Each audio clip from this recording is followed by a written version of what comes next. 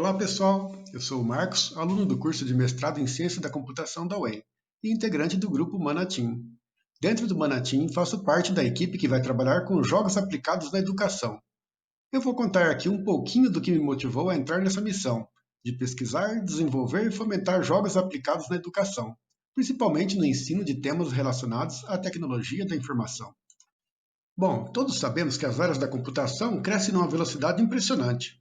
Está presente em todos os campos, seja nas telecomunicações, na saúde, indústria, agricultura e, por que não, também na educação. Com tanta tecnologia nova ao alcance, algumas profissões vão perdendo espaço e novas vão surgindo. Nossas crianças já nascem mexendo no celular do papai e da mamãe. Antigamente, a criança chorava e a mãe dava um chocalho para ela brincar. Hoje, ela dá o celular com uma musiquinha e desenho de um gatinho brincando para a criança ficar quietinha. Quase todo mundo convive com alguma tecnologia ao seu redor, mas poucos conhecem os princípios e fundamentos que as fazem funcionar. Esse é um dos desafios do Grupo Mana, levar conhecimento tecnológico para as pessoas em geral. Acreditamos que através do conhecimento, as pessoas podem se empoderar e assumir seu lugar na sociedade, não como simples usuários, mas também como desenvolvedores, mantenedores e, por que não, inventores. Ok, e como vamos fazer isso? Vamos comprar e distribuir centenas de livros de computação? Não. Na minha época, os livros eram muito importantes. A biblioteca era um espaço concorrido. Os livros ainda são importantes no dia de hoje, mas estão facilmente acessíveis pela internet nos formatos digitais. Uma gama enorme de conteúdo pode ser encontrado na internet. Em poucos cliques, você pode encontrar uma receita de bolo de cenoura com cobertura de chocolate, ou até um minicurso de Java, HTML ou de pirografia, ou como acender uma fogueira usando métodos primitivos. Mas se a internet é essa fonte quase inesgotável de conhecimento, por que precisamos nos esforçar para que as pessoas aprendam?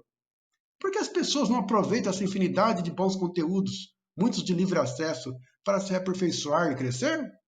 Talvez o sistema atual de ensino baseado na obrigatoriedade de cobrança, aliado aos problemas socioeconômicos, tenha gerado uma pressão sobre nossos estudantes. Não todos, é claro, mas a maioria acaba procurando no seu tempo livre fugir da realidade e, ao invés de buscar uma instrução adicional, acabam fugindo para um mundo paralelo, desligado das preocupações do mundo real.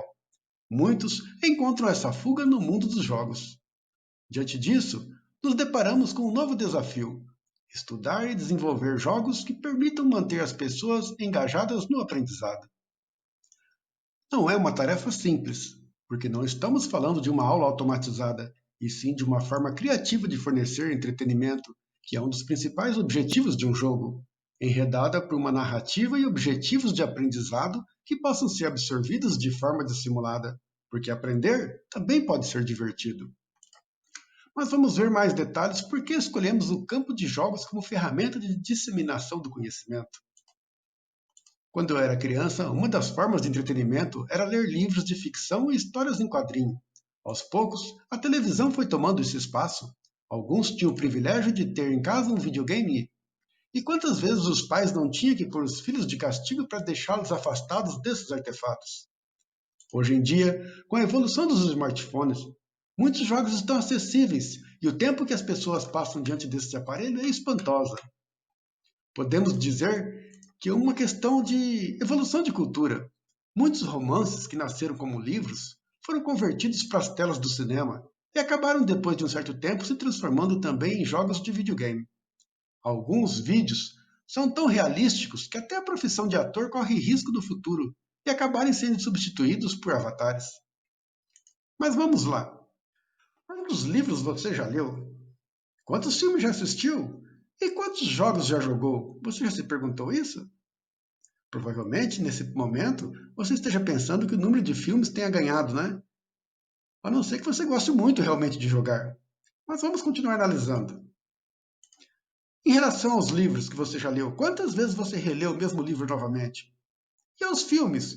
Quantas vezes você viu novamente o mesmo filme? Nesse ponto, meninas, Titanic não vale, tá? Brincadeira, gente. E jogo? Quantas vezes você jogou o mesmo jogo novamente? No mesmo dia? Na mesma semana? Durante o mês? Durante o ano? Este é um detalhe que difere os jogos dos livros e dos filmes e de outras mídias. Os jogos são recorrentes, é uma fonte de divertimento, entretenimento. Então, por que escolhemos jogos como canal de disseminação de conhecimento?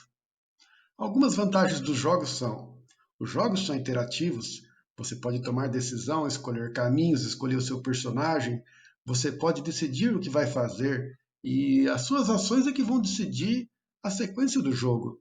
O jogo também permite você errar. Se você errar, você pode morre às vezes no jogo, mas você recarrega o jogo, tenta de novo, tenta outra estratégia, avalia as suas ações, você avalia o que fez certo, o que fez errado, combina suas estratégias até que você consegue ultrapassar o desafio.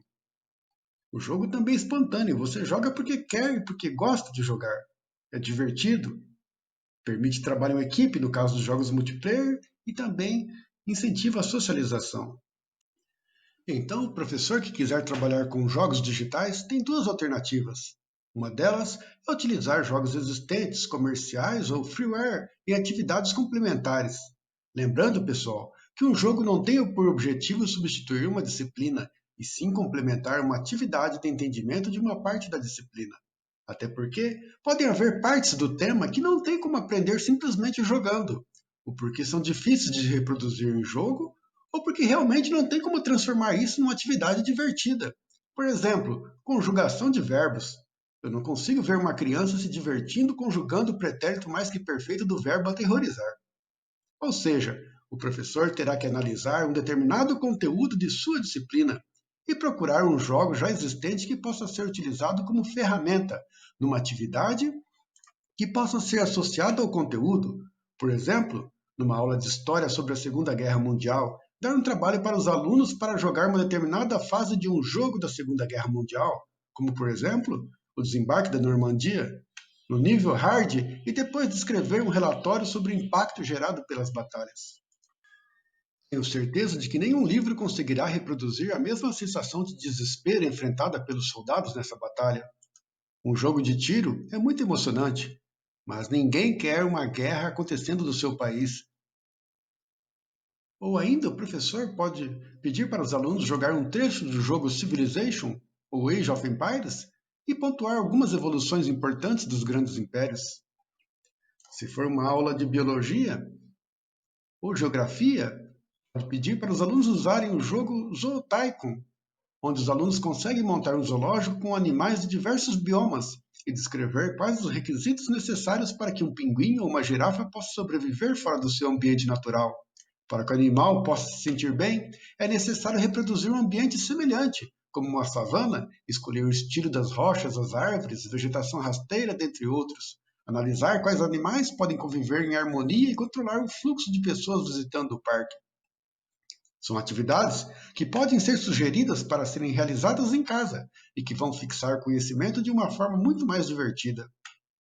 Para atividades que envolvem física ou gravidade, indico o Cryon, um jogo fantástico, onde você tem que resolver os desafios de desenhar uma estrutura que, conforme o seu desenho é feito, essa estrutura assume um peso, uma força, um ângulo de impacto suficiente para deslocar uma bola até que ela atinja uma estrela, que é o alvo.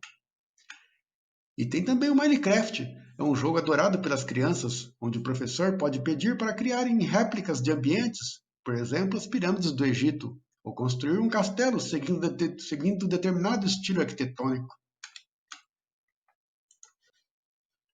Uma outra alternativa é criar seu próprio jogo com foco no assunto que você desejar. Você poderá focar nos pontos que mais precisam de atenção. Mas uma desvantagem dessa abordagem é que você precisará de autoconhecimento técnico e criativo necessário para criar o jogo. Também vai muito tempo para criar e desenvolver um jogo, não é uma tarefa simples. Normalmente precisa de uma equipe multidisciplinar envolvendo programadores, design, pedagogos e outros. Um jogo, para ter sucesso, precisa conter alguns itens como regras, que são as normas estabelecidas no jogo para serem seguidas e necessárias para criar o fluxo do jogo e atingir determinados objetivos. Precisa de um mecanismo que vai dizer como o jogo funciona, se tem quebra-cabeça para resolver, itens para coletar, tempo para executar, alvos para alcançar, etc. O jogo também precisa essencialmente de interação. Que tipo de ações podem ser realizadas dentro do jogo? Andar, correr, clicar, conversar, coletar, pular, combinar itens, etc. Um jogo precisa de liberdade, seja ela para poder criar seu próprio avatar, ou até mesmo a escolha do mapa a ser jogado, a trilha a ser percorrida, os skills a serem aprendidos. Fantasia. Fantasia é o contexto do mundo virtual. Um jogo de ficção futurista, de antiguidade, microscópico ou abstrato. Narrativa é a forma agradável de descrever o que ocorre no mundo virtual. Sensação, apresentação multimídia do mundo virtual. Desafios, refere-se aos esforços do jogador em direção ao jogo ou objetivos pessoais. Se for muito fácil, perde a graça. Se for muito difícil, desestimula e o jogador acaba abandonando. Sociabilidade, permitir a interação com outros jogadores, incluindo comunicação e cooperação ou competição, no caso de jogos multiplayer. Tipos de jogos. Existem diversos tipos de jogos, como os quiz, jogos de pergunta e resposta, jogos de estratégia, de corrida, jogos de carta, de dados, puzzle, quebra-cabeças, simuladores, jogo de tiro, jogo de tabuleiro, jogo de aventura, RPG, fantasia, jogo de luta, ação, esporte, arcade, entre outros. Cada jogo, dependendo da estrutura como é desenvolvido, ele pode atingir alguns dos objetivos estabelecidos na taxonomia de Bloom.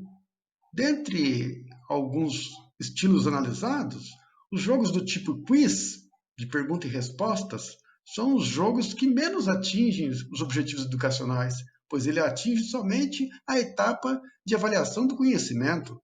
Não chega a abranger a parte de compreensão, de aplicação, de análise, síntese e avaliação. Bom, pessoal, espero ter passado para vocês alguns aspectos do porquê utilizamos jogos no engajamento do ensino e aprendizado. E deixo aqui uma frase sobre o jogo educativo. Utilizar um jogo educativo não é tornar o aprendizado mais fácil, é tornar o aluno disposto a resolver, aprender, lutar, trabalhar para vencer, estimular por vontade própria. Um abraço para vocês. Assim que tivermos mais matérias sobre jogos para compartilhar, apresentaremos no canal do Manatim.